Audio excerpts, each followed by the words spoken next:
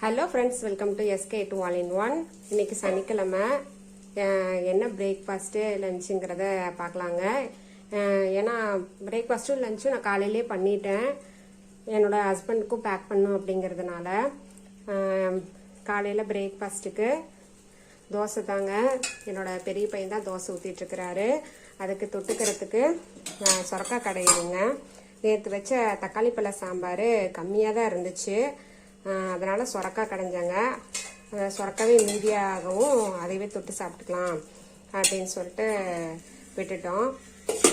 இது வந்து தோசை, இட்லி சாப்பாடுக்கெலாம் செம்ம டேஸ்ட்டாக இருக்கும். இதோட ரெசிபி நான் அடுத்த ஷார்ட்ஸில் போடுறேங்க.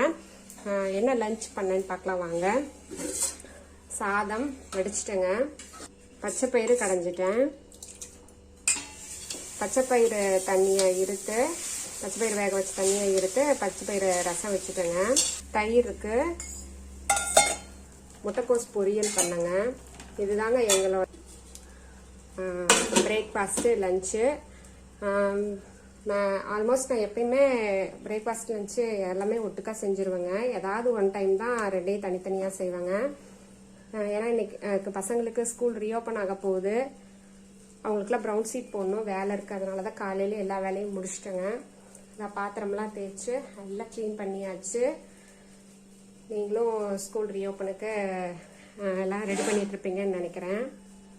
என்னோட ஹஸ்பண்டுக்கும் லஞ்ச் பிரேக்ஃபாஸ்ட்டும் பேக் பண்ணி அனுப்பிச்சிட்டேங்க. தேங்க்யூ.